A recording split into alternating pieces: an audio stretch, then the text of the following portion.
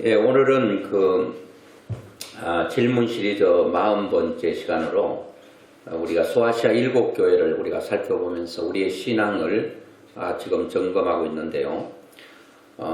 그 4대 교회, 7교회 가운데 5번째 교회에 해당되는 4대 교회를 통해서 나의 행위는 어떠한가? 하나님 앞에 좋은 점수를 받을 수 있을 것인가에 대한 말씀을 우리가 상고하면서 은혜를 받기를 원하는데요.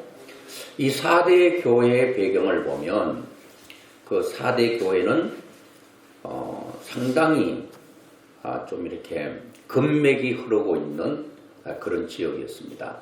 그러다 보니까 이제 금을 캐가지고 금을 이제 가공하는 세공업자들이 많이 있었고, 아무래도 금을 취급하다 보니까 그 지역은 부할 수밖에 없는, 그러니까 돈이 많으니까 자연스럽게 사치가 이제 난무하게 됩니다.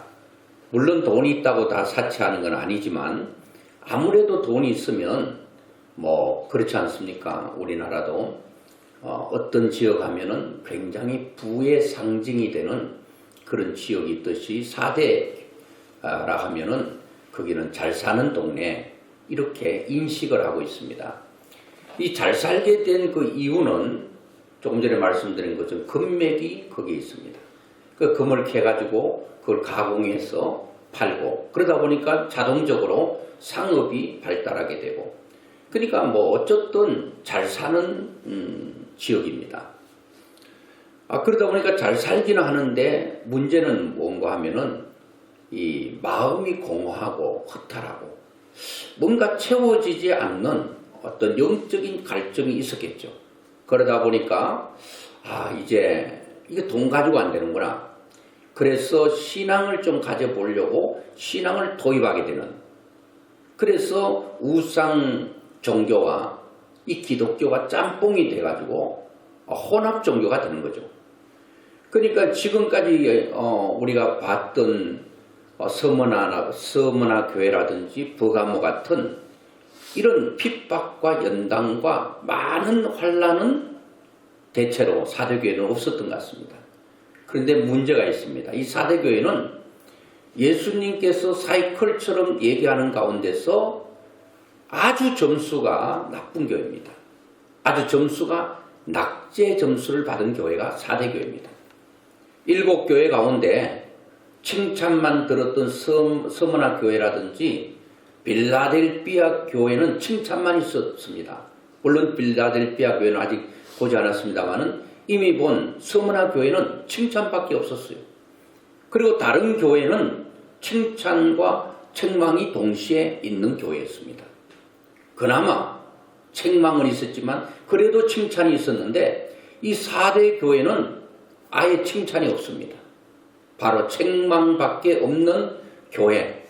그래서 점수를 굳이 매기자면 다른 교회는 그래도 책망도 있지만 그래도 칭찬은 있었는데 이 4대 교회는 아예 칭찬이 없으니까 거의 낙제 점수입니다. 이 4대 교회를 읽다가 보면 굉장히 좀 절망과 더불어, 그럼에도 불구하고 또 희망을 또 보게 되는 그런 내용들을 우리는 보게 됩니다.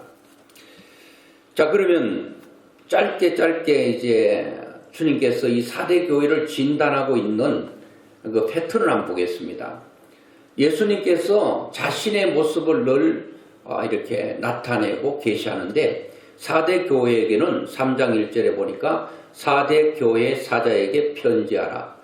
하나님의 7 영과 7 별을 가지신 이 예수 그리스도가 하나님의 7 영과 7 별을 갖고 계시는 분이래요. 자, 7 영이라고 하는 것은 성령을 가리키고 7 별은 그 당시에 교회의 지도자들을 가리킵니다.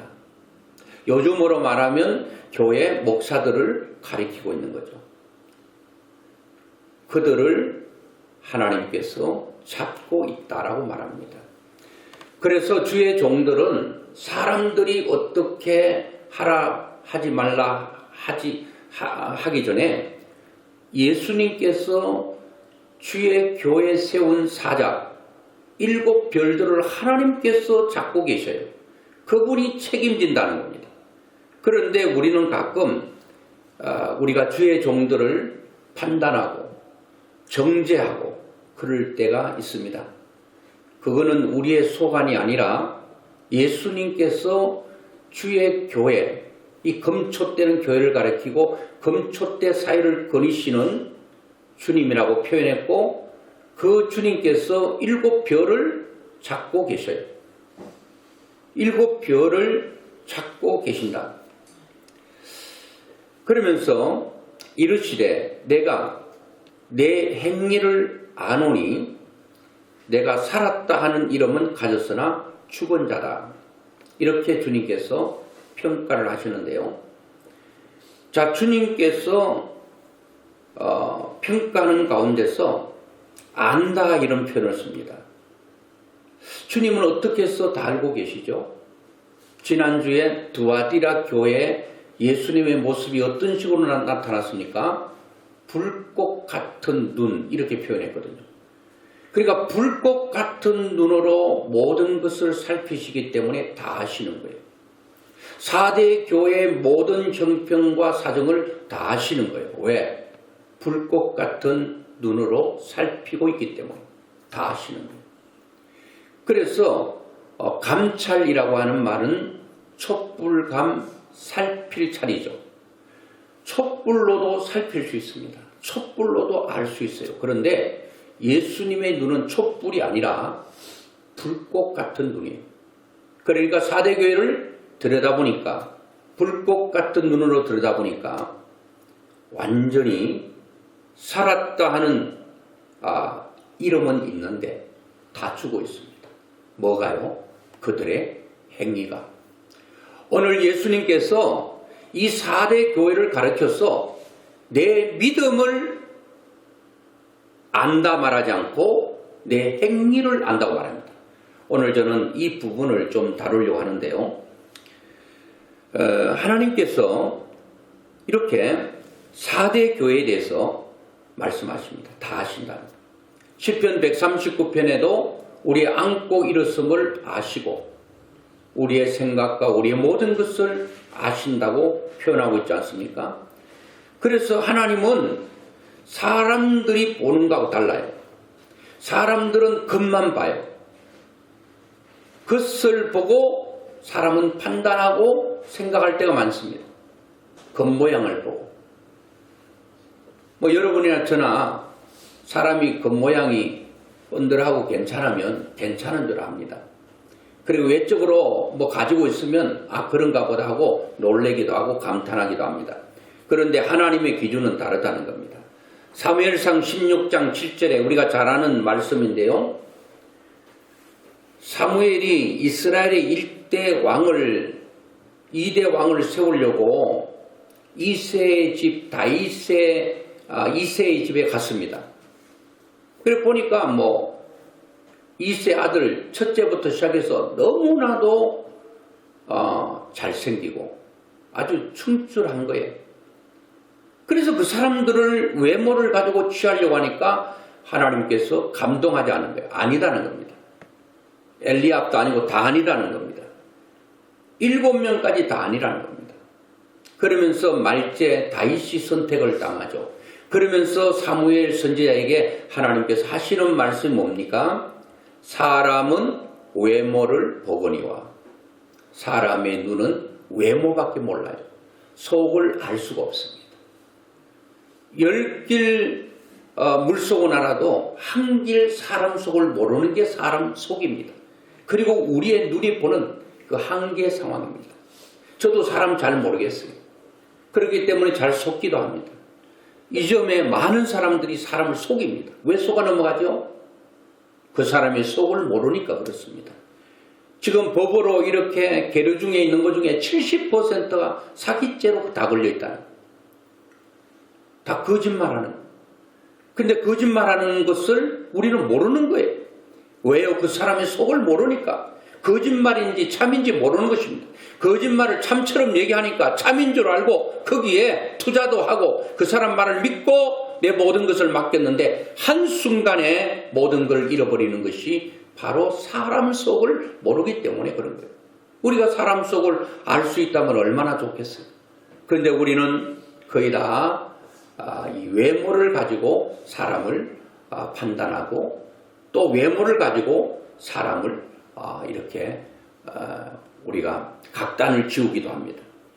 그런데 하나님은 뭐라고 그럽니까? 나 여호와는 중심을 보시느니라. 중심을 보신대. 우리 마음속 깊은 곳을 보고 계시기 때문에 우리는 그 하나님 앞에 어떻게 변명할 수가 없는 것입니다. 하나님께서 4대 교회를 보니까 그들의 행위를 보니까 살아있는 것 같은데 다 죽어 있는 겁니다. 얼마나 절망스러운 하나님의 경고입니다. 그런데 여러분, 이런 경고가 여러분과 저에게 하나님께서 딱 내렸다고 한다면 어떻게 하시겠습니까? 이 4대 교회에게 말씀하시는 이 말씀의 경고가 우리 명성 좋은 교회를 향해서 한다고 하면 그나마 오늘 지금 이 순간 내가 이 말씀을 들을 수 있고 우리 교회가 이 말씀을 들을 수 있음에 우리는 무한 감사를 해야 됩니다. 왜요? 기회를 주셨기 때문입니다. 자, 그런데 책망이 바로 있죠. 내 행위를 아는데 살았다 하는 믿음은 있는데 죽음 믿음을 가지고 있다. 그러면서 주님께서 책망합니다. 너는 일깨워 그 남은 바 죽게 된 것을 굳건하게 하라. 내 하나님 앞에 내 행위에 온전한 것을 찾지 못했다. 너 개인의 믿음, 4대 교회 성도들의 믿음 보니까 온전한 걸 못 찾았대.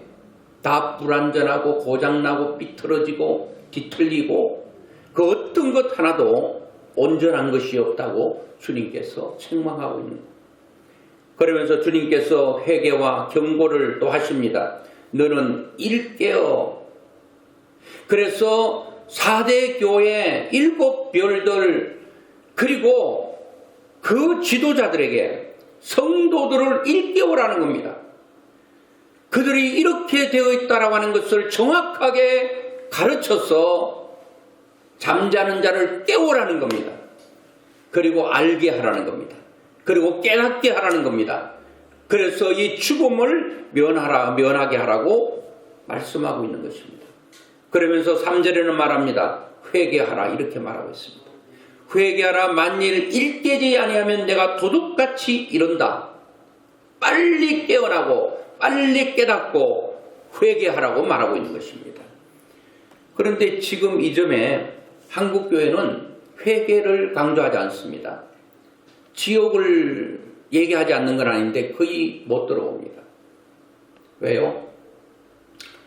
성도들이 일주일 동안 삶의 터전에서 사투를 벌이고 거의 죽어 기진맥진하고 온 사람들에게 위로의 메시지를 전하고 희망의 메시지를 전해야지 거기 대놓고 또 회개하라 잘못을 촉구하고 그러면 어디서 위로를 받겠는가 하는 말들을 합니다. 이 메시지가 하나님이 원하는 메시지가 가지 아니하고 사람들의 비를 맞추고 사람들을 기쁘게 하는 메시지로 흘러간다면 이 복음이 가벼워지는 거죠. 그러니까 하나님께서 원하는 거기에 맞추는 게 아니라 누구에게 맞추는 거예요? 사람에게 맞추는, 사람의 비에 맞추는 거예요. 바울이 말했습니다. 내가 사람을 기쁘게 하는 사람이나 내가 하나님의 종이 아니다. 나는 하나님을 기쁘시게 하면 하나님의 종이지만 사람을 기쁘시게 하면 나는 하나님의 종이 아니다라고 말합니다. 오늘 저로부터 시작해서 교회 지도자들, 목회자들 하나님의 종으로 부름을 받았는데 실제는 하나님의 종이 아니고 사람의 종이 되어서 사람을 위해서 존재하는 목회자가 될 수도 있다는 거예요. 얼마나 무서운 말인지 모르겠습니다. 분명하게 얘기하라는 겁니다. 분명하게 얘기해서 그들이 잘못을 회개하고 깨닫게 하고 내가 잘못 살고 있구나, 돌이켜야 되겠구나 하는 것을 정확하게 알게 하고 알려주라는 겁니다. 일깨워주라는 겁니다. 잠자는 자를 깨워서 알려주라는 겁니다. 잠자고 있기 때문에 모른다는 거예요. 그거를 7 별에 상징되는 주의 종들에게 하나님께서 지금 말씀하고 있는 것입니다. 이거 목회를 몇만 명 하느냐, 몇십만 명 하느냐, 이게 지금 중요한 게 아니라 주의 종들은 하나님 앞에 섰을 때에 이런 엄청난 책임을 가지고 있다는 겁니다. 우리도 이런 말씀을 부담스럽게 듣지 말고 이런 게 때로는 부담이 되어서 나의 잘못을 고치고 바로잡고 이렇게 내 삶을 온전하게 하는 그런 것들이 우리에게 필요하다는 겁니다. 우리가 어릴 때, 저도 어릴 때 교회 갔는데요. 얼마나 회개를 강조하는지요. 막 그냥 시골에 살았잖아요. 제가 시골에. 무슨 시골 할머니, 할아버지들이 또 아버지, 엄마들이 무슨 죄를 지었으면 큰 죄를 지었겠어요. 회개를 강조해요. 회개하세요. 회개하세요. 그러니까 막 그냥 회개를 하고 막 마룻바닥을 치면서 가슴을 치면서 울고 통회하고 회개했습니다. 근데 요즘 회개하라면 눈이 말똥말똥하고 눈물 나지 않아요. 내가 무슨 회개할 게 있나. 무슨 농사 짓는 사람이 남의 보리밭에 가고 벼밭에 가고 또 사과밭에 가고 그래가지고 사과를 훑은 적이 있습니까? 벼를 훑고 남의 보리밭에 가서 보리를 다 거둬온 사람이 있습니까? 그렇지 않았는데도 불구하고 그들은 하나님 앞에 철저하게 회개하고 눈물로 살았어. 그래서 한번 울고 나면 은혜 받았다 그렇게 하거든요. 그러니까 우리 시골에는 목사님이 안 계셔서 너무 시골이라 가지고. 그래 이제 조사님이 전도사님 격에 되는 조사님이 회개하라고 그러는. 그래 회개할 것도 별로 생각 안 나는데 회개를 지어내는 건 아닌데 했던 것 또 하고 짜내고 짜내서 또 한 번 눈물 몇 방울 흘리면 또 속이 시원하니까 은혜 받은 것처럼 그렇게 생각한 적이 있는데 그때는 너무 회개를 강조하다 보니까 뭐가 된 거면 이게 그냥 죄인이 돼버린 거예요. 그러니까 하나님의 은혜의 복음, 그 복음의 자유가 또 상실되기도 합니다. 뭐든지 밸런스를 가지는 게 중요하죠. 회개도 중요하죠. 그리고 복음이 주는 자유, 누림도 평안도 중요합니다. 너무 평안, 복 얘기하다 보면 이런 회개가 약해지는 것입니다. 회개를 강조하다 보면 복음의 진정한 누림이 되는 이런 자유를 잃게 되는 경우도 있죠.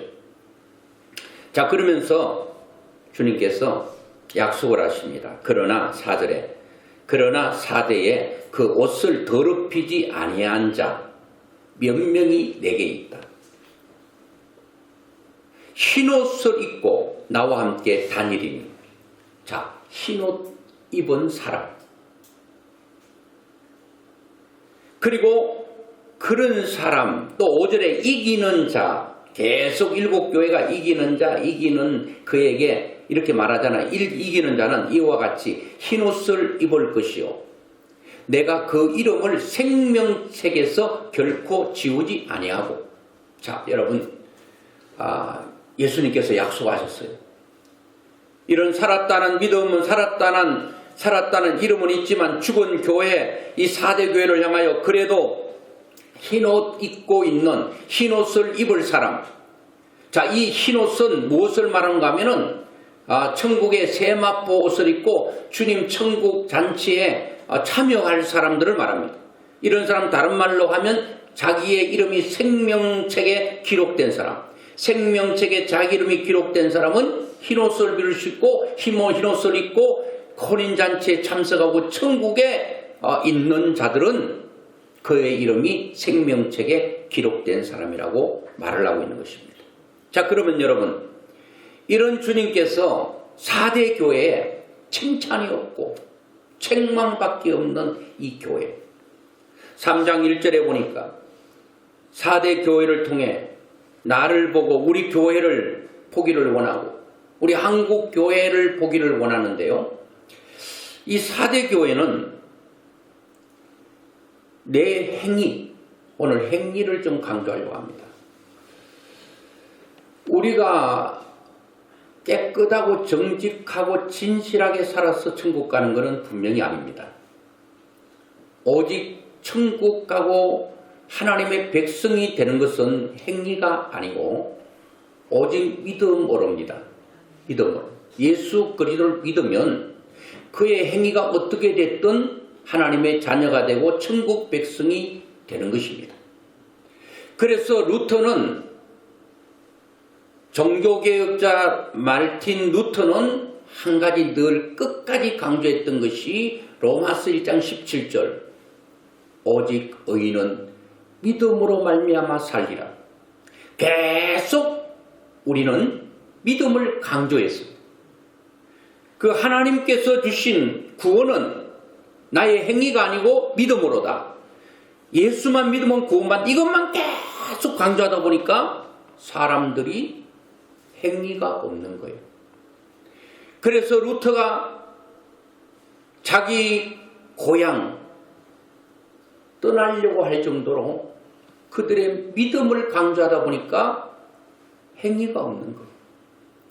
그래서 자기가 사는 동네를 떠나려고 했고, 그리고 때로는 사람들에게 아무리 강조해도 사람들의 행위가 변하지 않으니까 설교하기를 접어버렸어요.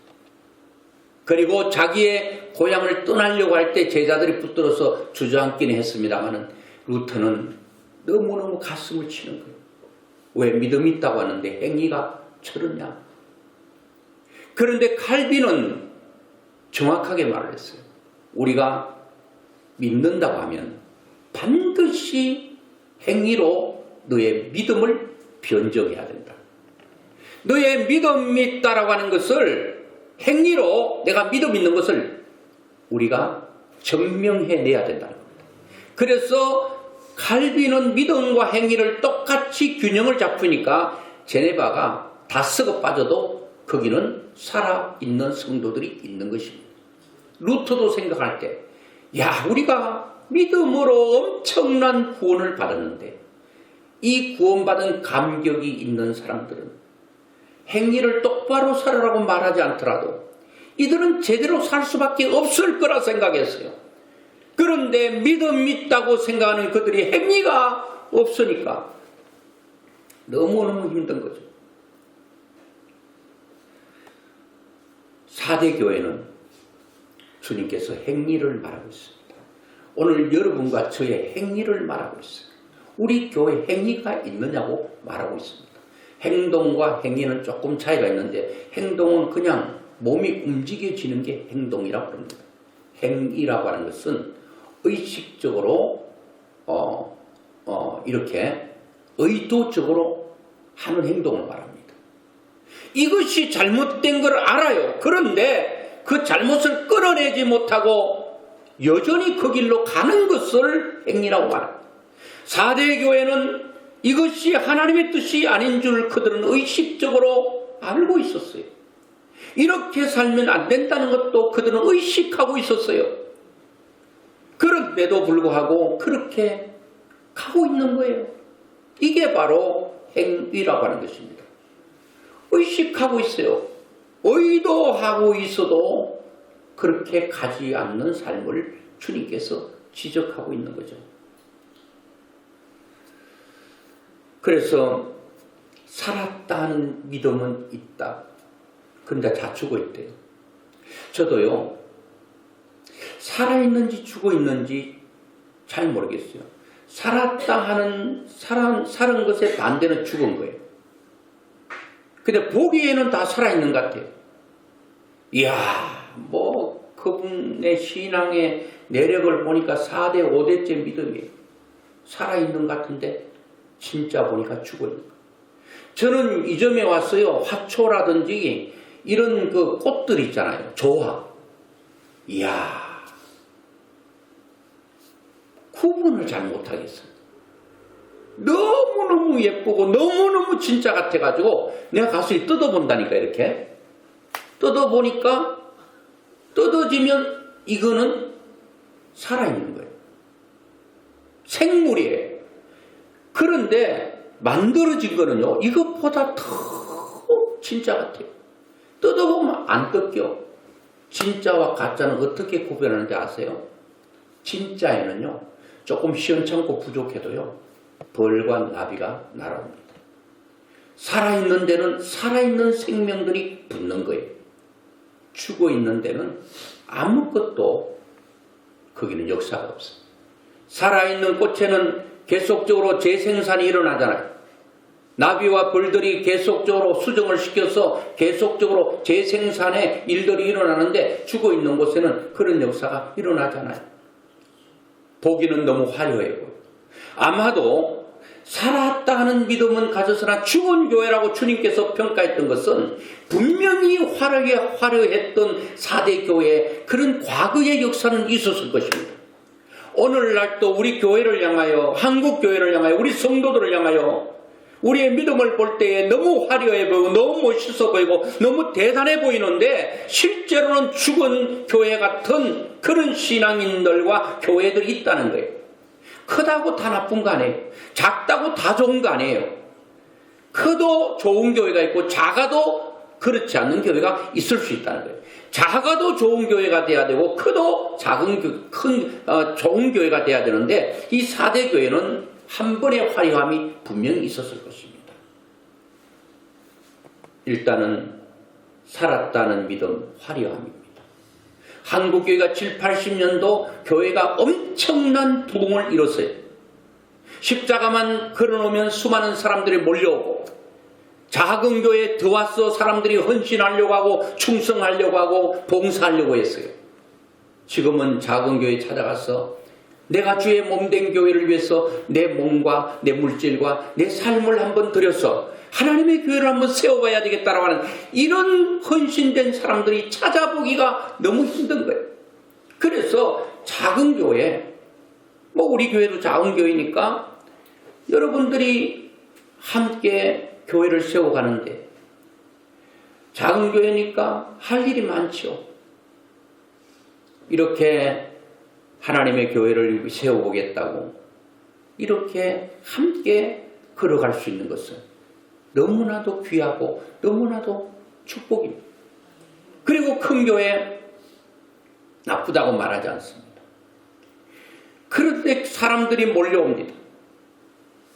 이야, 건물도 어리어리합니다. 사람들도 수많은 사람들이 몰려갔다가 몰려나와요. 그러다 보니까 재정도 많아요. 교회도 큰 건물을 짓습니다. 맘모스 교회를 짓습니다. 성도도 엄청 많습니다. 재정도 풍부하니까 교육관도 짓습니다. 그리고 그 다음에는 기도원도 짓습니다. 그 다음에 묘지까지 짓습니다. 저는 교회 묘지 있는 거 나쁘다, 기도원 있는 거 나쁘다, 교육관 나쁘다, 큰 교회 나쁘다 그런 얘기를 하려고 하는 게 아니고 4대 교회는 이러한 외적으로 화려하고 보이는 것은 너무나도 화려하고 멋있는데 다 죽어 있는 거예요. 죽어 있다고 주님께서 평가합니다. 주님께서 오늘 내 믿음을, 너는 죽은 믿음을 가지고 있어 이렇게 평가한다면 까무러치지 않겠습니까? 그나마 감사한 것은 뭐라고 그랬습니까? 나에게 기회를 주셨다는 거. 기회를 주셨다. 그래가지고 그 화려함 많이 강조하죠, 사람들. 이야, 내 왕년에 말이야. 이 왕년은 별로예요, 여러분. 왕년에 여러분 자기 집에 금송아지 한두 마리 장롱에 안 넣고 키우지 않는 사람 어디 있습니까? 왕년에 대단했다. 왕년에 내가 기도를 8시간, 9시간 한번 무릎 꿇었다면 일어날 줄 몰랐어. 그게 낙타 무릎이 됐어. 언제요? 왕년에. 지금은 기도 안 해. 왕년에 내가 그냥 부흥회가 있으면 저도 그랬으니까 살을 짊어지고 가가지고 밥을 해 먹으면서 일주일 동안 뭐 말씀 30분 아이고 1시간 기네 짧으네 말하는 게 어디 있어요. 밥만 먹으면 또 찬송하고 말씀 듣고 그래도 야 사모함이 있었는데 언제요? 왕년에. 여러분 왕년은 안 되고 야 그런데 4대 교회는 왕년에 잘 나갔던 교회예요. 화려함이 있었어요. 지금은 죽어있는 교회단 말이에요. 그런 면에서 두아디라 교회가 우리가 지난주 봤지만 어떤 교회예요? 너의 행위와 믿음과 인내와 너의 모든 삶이 어제보다 낫고 지난번보다도 더 점점 나아지는 너의 믿음을 주님께서 칭찬했지 않습니까?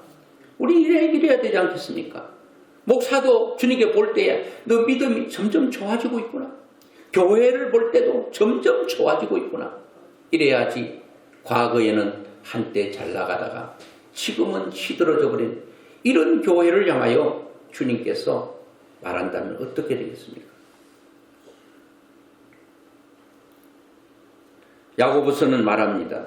17절, 2장 17절 이와 같이 행함이 없는 믿음은 그 자체가 죽은 것이라.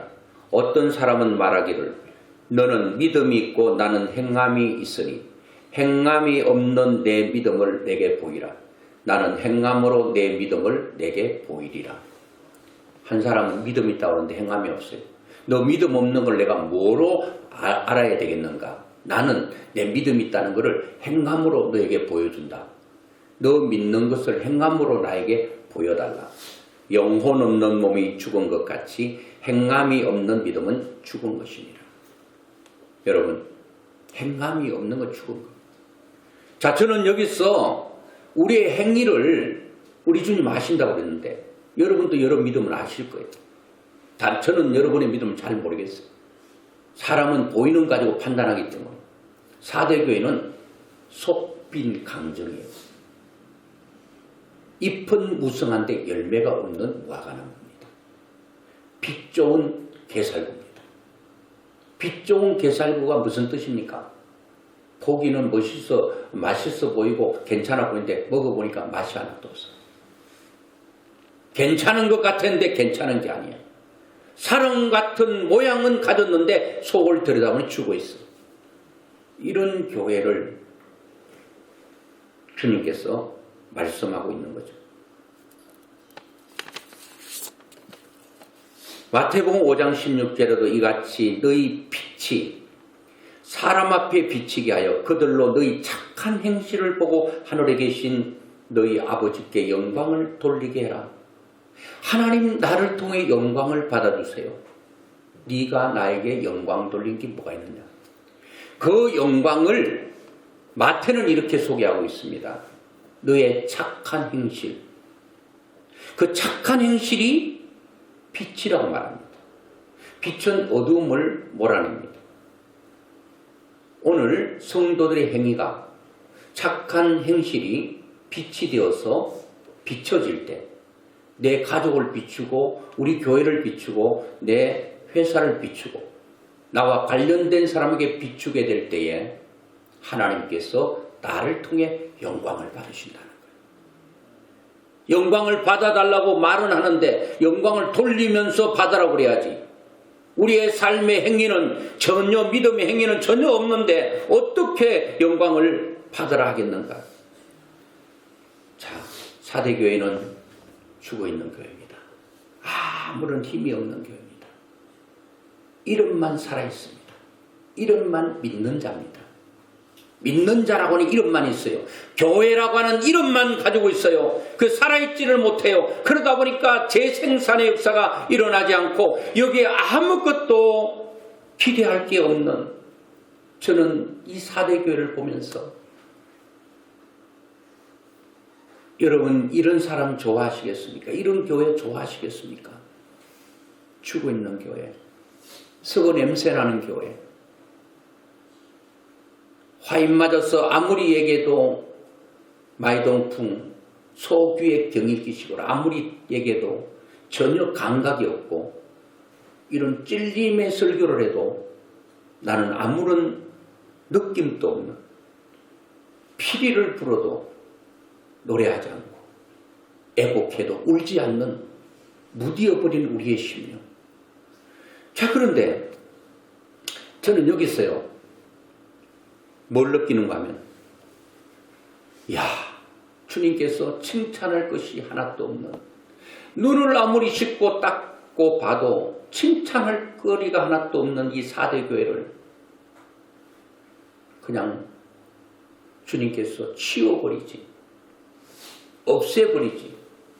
왜 이 4대 교회를 향하여 주님은 그래도 희망을 걸고 그래도 기대하고 있는 주님의 모습을 통해 눈물 나도록 감사한 것은 하나님의 사랑이라고 하는 것입니다.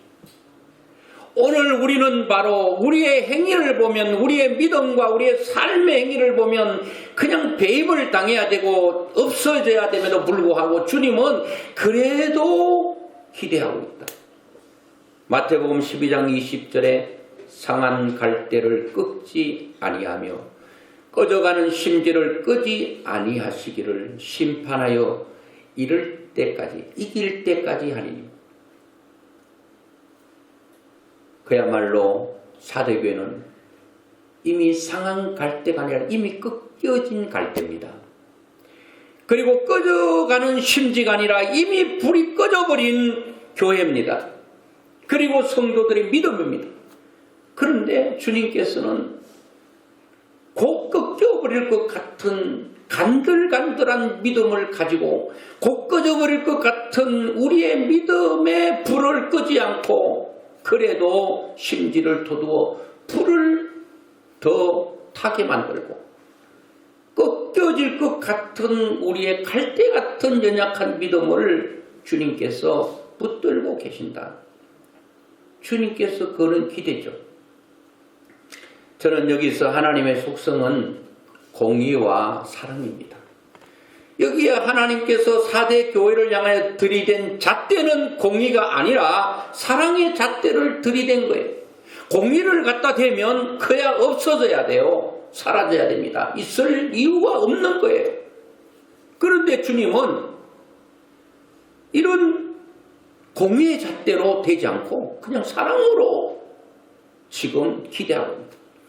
그게 여러분 베드로후서 3장 9절 아니겠습니까? 주의 약속은 어떤 이들이 더디다고 생각하는 것 같이 더딘 것이 아니라 오직 주께서는 너희를 대하여 오래 참으사 아무도 멸망하지 아니하고 다 회개하기에 이르기를 원하시느니라. 다 돌아오기를. 주님 곧 오신다 했는데 2000년이 지났는데 왜 안 오셔요? 이것은 한 명도 멸망하지 아니하고 다 회개하기에 이를 때까지 인내하시고 참으시는 하나님의 사랑을 보게 되는 것입니다. 저는 이것이 영원하지 않습니다. 오늘 본문에도 도둑같이 오는 날이 있습니다. 아야 할 수 없는 그런 날이 올지 모릅니다. 오늘은 우리가 이 말씀 듣고 내가 잘못된 행위를 고칠 수 있는 기회가 있고 회개할 수 있는 그러한 나에게 주시는 하나님의 축복의 그런 시간이 있지만 이거를 돌이키지 아니하면, 바꾸지 않으면, 행위를 바꾸지 않으면 우리는 도둑같이 임할 그때는 이제는 기회가 없는 거죠. 기회가 없는 거예요. 저는 이 행위를 쉽게 말하면 이겁니다. 내 행위가 잘 모르겠다 할 수 있는데 십계명에 보면 제1경이 내 앞에 다른 신을 내게 있게 하지 말라. 하나님 앞에는 어떤 존재도 있게 해서는 안 됩니다. 그런데 우리는 이 순위 문제에서 항상 우리의 행동이 하나님보다도 내가 먼저 간다든가 하나님 앞에 그 무엇이 있으면 내 행위는 올바르지 못한 거죠. 어떻게 보면 여러분이나 저나 돈 싫어하는 사람 없습니다. 어떤 분이 지적했습니다. 한국교회의 큰 회당 너무 성도들도 목회자들 돈을 너무 좋아한다. 여러분 돈이 필요 없다 하니 돈이 얼마나 귀한지 몰라요. 돈이 있어야 돼요. 근데 이 돈이 하나님보다도 앞서가면 안 된다는 거예요. 이 돈 때문에 하나님을 저버리고 돈 따라 가버리면 안 된다는 거예요. 내가 하나님보다도 그 어떤 것이 너무너무 좋은 것이 있어서는 안 된다는 거예요. 그러니까 하나님은 뒷전으로 가고 내가 좋아하는 그 무엇이 앞서가면 그 행위 아니겠습니까? 하나님은 내 앞에 다른 것을 두지 말라고 했는데 하나님은 항상 1순위가 아니라 0순위가 아니라 항상 내 뒤에 계시는 거예요. 돈보다도 뒤에 계시는 거예요. 하나님을 예배하고 하나님의 뜻대로 살려고 하는 믿음보다 뒤에 가는 거예요. 내 혈기와 내 기분과 감정이 하나님의 뜻보다도 하나님보다 먼저 가는 거예요. 그러니까 하나님의 영광이 드러날 수가 없는 겁니다. 오늘 여러분들은 하나님에 대해서 그 존재에 대해서 어떻게 생각하고 계십니까? 이 4대 교회 교인들은요, 믿음이요, 하나님만을 위해 살지 않았어요. 그냥 우리 하나님 중심에 산다고 말은 합니다. 말씀을 중심에서 산다고 말은 합니다. 교회를 중심에서 산다고 말을 합니다. 그런데 실제로는 하나님의 중심이 안 될 때가 많다는 거예요. 내가 중심이 돼서 내가 먼저 가는 거예요. 이게 온전한 행위가 아니다는 거예요.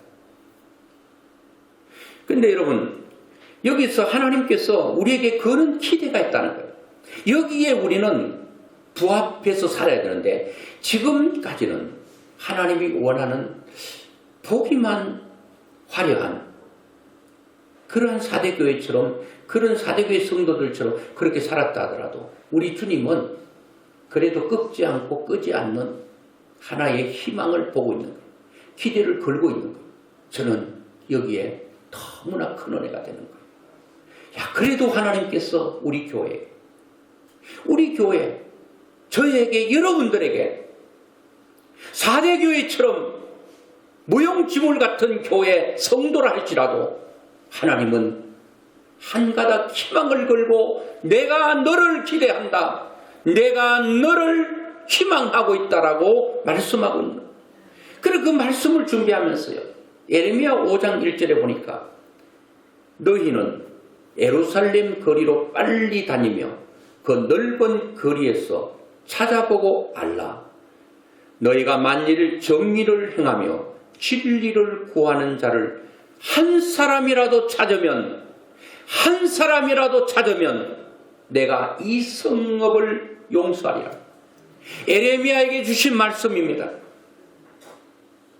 이 성중에 빨리 가서 누구를 찾으라는 겁니까? 정의를 행하고, 다른 말로 하면 행위가 옳은 사람, 그리고 진리를 구하는 자, 하나님을 구하는 자, 하나님을 찾는 그 한 사람을 찾으면 내가 이 성읍을 용서해 주겠다. 그런데 없었습니다. 하나님이 원하는 행위자가 없었다는 거예요. 하나님을 온전히 찾는, 진리를 찾는 자가 없었다는 거예요. 이게 하나님의 탄식입니다. 오늘날도 너무나도 이 설교가 여러분 너무나도 여러분 이게 너무나 절망적으로 가는 겁니까? 아니라고. 하나님은 오늘도 우리에게 이렇게 한 사람, 하나님이 찾는 한 사람이 여러분과 제가 되기를 바랍니다. 하나님이 찾는 교회, 그 한 교회가 우리 명성 좋은 교회가 되기를 원하는 것입니다. 여러분, 한국의 5만 교회가 다 그래야 되겠지만 특별히 오늘 말씀을 듣는 여러분과 제가, 우리 교회가 하나님께서 찾는, 하나님의 얼굴을 구하고 진리를 구하는 그런 한 사람을 간절히 찾으시는 주님 앞에, 주님, 제가 하나님이 찾은 그런 원하는 한 사람이 되기를 원합니다. 여러분, 창세기 18장에도 소돔이 멸망할 때 아브라함이 하나님께 기도하잖아요. 하나님, 50명이 있으면요, 45명이 있으면 내가 멸하지 않겠다. 그러면 40명은 어떻게 했습니까? 괜찮다. 30명은요, 20명은요, 10명은 어떻게 했습니까? 10명이 의인이 있어도 내가 소돔과 고모라를 심판하는 심판을 거두어 들이시겠다는 거예요. 그런데 소돔과 고모라는 10명의 의인이 없어서 소돔과 고모라는 멸망했습니다. 오늘 하나님은 멸망해가는 이 나라, 이 죄악 도성을 말하는 것이 아니라 이 죄악된 도성에 이 도성을 살릴 수 있는 10명의 의인을 찾고 있다는 겁니다. 아니 10명은 고사하고 한 사람을 찾고 있는 것입니다. 이사야가 이렇게 말합니다. 이사야 6장 13절에 그 중에 10분의 1이 아직 남아있을지라도 이것도 황폐하게 될 것이나 밤나무와 상수리나무가 배임을 당하여도 그 그루터기는 남아있는 것 같이 거룩한 씨가 이 땅의 그루터기다. 이 땅의 그루터기는 예수 그리스도를 가르치지만 오늘 이 땅의 그루터기가 여러분이 되셔야 된다는 겁니다. 아무리 많은 사람들이 오염되고 변질되고 부패돼도 내가 한 모든 나무가 다 배임을 당해도 그 그루터기로서 여러분이 남아있어야 됩니다. 그루터기만 있으면 거기서 싹을 틔우고 자라고 꽃이 피어 또 열매 맺고 또 그 모든 것을 번식할 수 있습니다. 그런데 그루터기가 있어야 됩니다. 그 그루터기가 여러분이 되셔야 돼요. 그 그루터기가 우리 교회가 돼야 될 줄로 믿습니다. 모든 것이 배임을 당해도 그루터기로서 여러분 오늘 주님은 우리에게 사탄의 무릎 꿇지 않는 한 사람을 찾고 있습니다. 역사가 토인비는 이렇게 말했습니다. 역사는 많은 사람에 의해서 움직여지지 않고 창조적 소수에 의해서 역사는 움직여져 간다. 역사만 그렇겠습니까? 교회의 역사도 내 신앙의 역사도 마찬가지입니다. 많은 사람들이 한국교회 5만 교회가 다 거룩한 흰옷을 입은 성도들이 되면 좋겠지만 그렇게 기대하기는 어렵겠죠. 여러분 1200만 성도를 말하지만 1200만이 다 흰옷 입은 그리고 그야말로 생명책에 이름이 기록된 자가 되면 좋겠지만 그럴 수는 없지만 주님은 오늘 우리에게 단 한 사람, 단 10사람 그루터기 여러분 서문화교회 폴리캅이 믿음 지키다가 화영장에 이슬로 살아 순교했습니다. 버가모교회 안디바가 목숨 걸고 믿음 지키다가 목숨을 던졌습니다. 우리나라 손양원 목사님, 주기철 목사님 이런 사람들의 믿음과 여러분의 믿음이 차이가 뭡니까? 똑같은 하나님을 믿는데 어떤 사람은 그 믿음 때문에 내 생명을 잃는 경우도 있고 어떤 사람은 생명 잃기 싫어서 예수를 부인하는 사람도 있을 것입니다. 제가 찾아보니까요. 바다가 왜 부패하지 않는가? 동해, 남해, 서해가 이 염도가 좀 차이가 나더라고요. 3.0에서 3.45 정도 돼요. 염도가 4%도 안 돼요. 그러니까 100으로 말하면 거의 100명 가운데 3명, 4명이 채 안 돼요. 그런데 바다의 부패를 방지합니다. 오늘 우리는 엄청난 사람이 뭔가를 할 거라고 생각하지만 아니라는 겁니다. 너희는 세상의 소금, 너희들 3%만 기독교인들이 제대로 정신 차리면 세상은 부패하지 않아. 교회가 100교회 가운데 3교회, 즉 4교회만 제대로 빛과 소금 역할을 하면 교회는 부패되지 않아. 그런 말과 같은 거 아니겠습니까? 이것은 모르겠어요. 유튜브로 우리가 설교가 나가기 때문에 제가 한국교회가 다 썩었기 때문에 100교회 중에 3, 4교회도 살아있는 교회 없다. 다 4대교회처럼 다 살아있는 믿음은 있는데 다 죽은 교회 같은 그런 교회라고 얘기하는 것이 아니라 우리가 행위를 통해서 그 사람의 믿음을 보는 거예요. 한국교회를 가리켜서 예수 믿지 않은 사람들이 아주 극한 표현을 씁니다. 개독교라고. 기독교를 개로 보는 거예요. 오늘 한국교회 주의 종들과 성도들, 주의 종들이요. 그 존경도가 옛날에도 뭐 3, 40년 전에는 순위가 엄청 높았어요. 지금은요, 바닥입니다. 소금이 맛을 잃으면 밟힌다고 했는데 세상이 교회를 밟아요. 성도들을 밟아요. 그리고 주의 종들을 밟아요. 왜? 맛이 없기 때문에 그렇습니다. 행위가 나타나지 않기 때문에 그렇습니다. 우리는 나무를 봐서 이게 무슨 나무인지 잘 모르는 애매한 나무들이 있습니다. 시골에 보면 고염나무라고.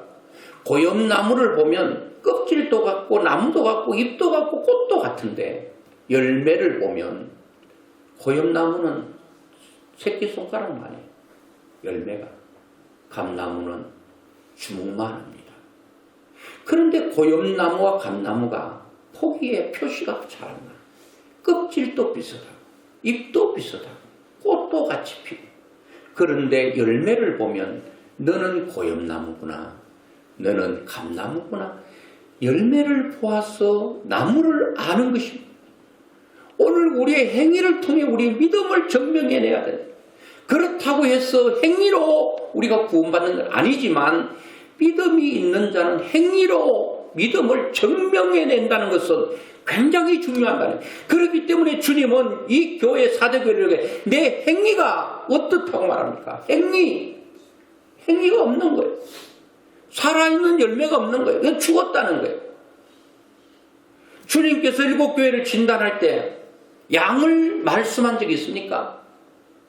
너 교회 지금 몇만 명, 몇십만 명이냐? 그거를 말씀 안 했다는 거예요. 다 질을 가지고 말씀하셨어요. 질이에요. 그렇다고 작은 교회가 뭐 최고다. 그거 아니에요. 작은 교회에도 그 가운데 진짜 살아있는 성도들이 있다면 주님께서 칭찬하는 거예요. 양이 얼마나 크냐, 양이 얼마나 많으냐, 성도 수가 많으냐, 교회 규모가 얼마나 건물이 크냐 이런 얘기는 안 했다는 거예요. 너 목회 몇십 년 해가지고 뭐 몇 명, 아이고 진짜 가짠다. 주님께서 그렇게 말하지 않았다.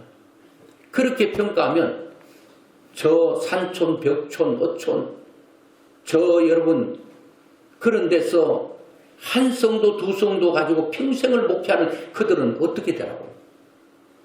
그들에게도 동일한 희망이 있는 것은 주님은 양으로 사람을 판단하지 않고 그리고 어떤 규모로 교회를 판단하지 않고 질로서 판단하고 있다는 겁니다. 이런 면에서는 우리가 너무 희망적이죠. 여러분 우리는 돌이킬 힘이 별로 없습니다. 그런데 스가랴에게 말씀하신 대로 이는 힘으로 능으로 되지 아니하고 오직 나의 영으로 하나님의 영으로 7영을 가지신 예수님 성령 하나님께서 우리 가운데 오셔서 우리는 행위가 내가 잘못된 걸 알면서도 가는 의식적으로 알면서도 가는 그런 것들을 우리가 바로잡을 수 있도록 지금 이미 죽어 있기 때문에 아무런 힘이 없습니다. 내 능력으로 내 힘으로는 어떻게 할 수가 없어요. 그 하나님께서 오셔서 성령께서 오셔서 깨닫게 하시고 알게 하시고 내 삶을 방향을 전환할 수 있는 능력을 주셔서 이 땅에 희망이 되고 거루터기가 되고 그리고 한 명의 공의와 진리를 찾는 사람 되어 이 땅에 주님의 기대와 희망이 되는 여러분과 저 그리고 우리 교회가 됐으면 좋겠습니다. 그래서 하나님의 뜻이 이 땅에 아름답게 꽃피우는 그날이 우리 교회를 통하여 여러분을 통하여 일어나기를 주의 이름으로 축원합니다.